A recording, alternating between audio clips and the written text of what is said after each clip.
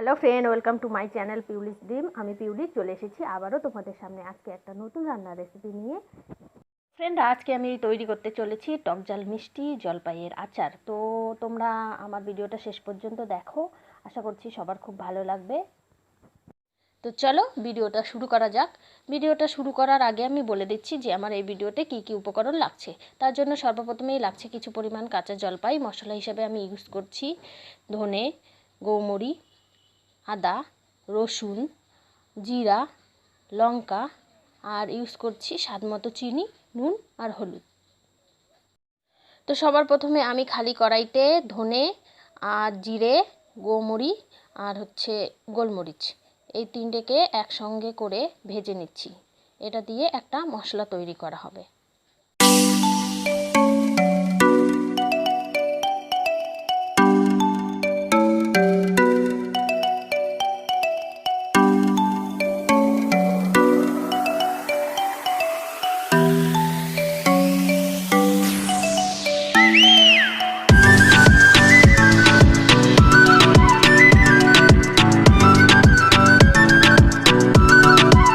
জলপাইগুলোকে কেটে সুন্দরভাবে উনুনে সিদ্ধ করতে বসিয়ে দেওয়া হয়েছে। জলপাইগুলো সিদ্ধ হয়ে যাক, তারপর সেই জলপাইগুলোকে আবার আমরা আচারের জন্য প্রস্তুত করব।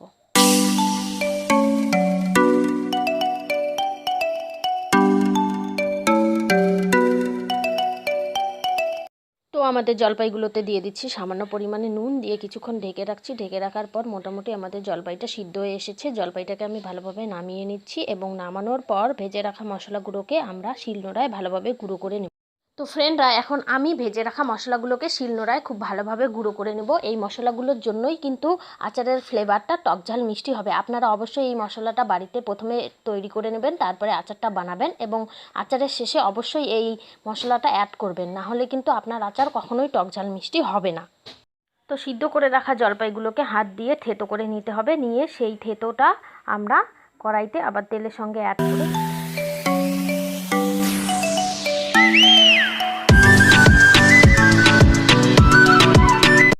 কড়াইয়ে দিয়ে দিচ্ছি সাদা তেল, একটু রসুন, একটু লঙ্কা বাটা।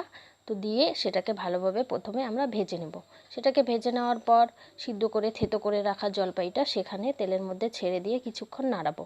নাড়ানোর পর দিয়ে দেব স্বাদমতো লবণ, হলুদ এবং তার কিছুক্ষণ পরে অ্যাড করব চিনি অথবা গুড়। আপনারা চিনিও ইউজ করতে পারেন অথবা গুড় ইউজ করতে পারেন। চিনি আর গুড়টা যখন ইউজ করা হবে, তারপর সেখানে সামান্য পরিমাণ জল ছাড়বে, চিনি বা গুড়ের জল ছাড়বে। তখন আমরা সেটাকে ভালোভাবে নাড়াতে থাকবো যতক্ষণ না পর্যন্ত জলটা শুকিয়ে যায়।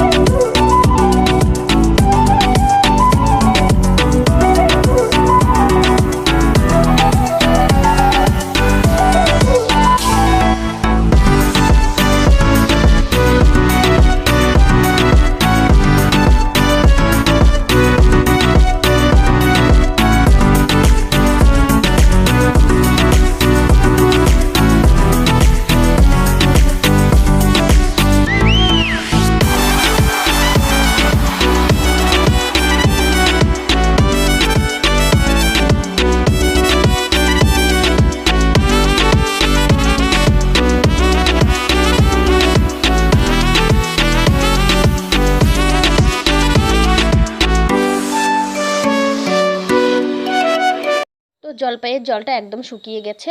কমসে কম 15 থেকে 20 মিনিট ভাজার পর জলপাইয়ের জলটা একদম শুকিয়ে গেছে। আমাদের আচারটা প্রায় রেডি হয়েই গেছে। এখন আমি সেখানে গুঁড়ো করে রাখা মশলাটা অ্যাড করব। অ্যাড করে নামিয়ে নিব। আমার আচার একদম প্রস্তুত। আপনারাও বাড়িতে বানান, বানিয়ে খান এবং টেস্ট করুন। কীরকম হয় সেটা আমার সঙ্গে শেয়ার করুন। আশা করছি সবার খুব ভালো লাগবে।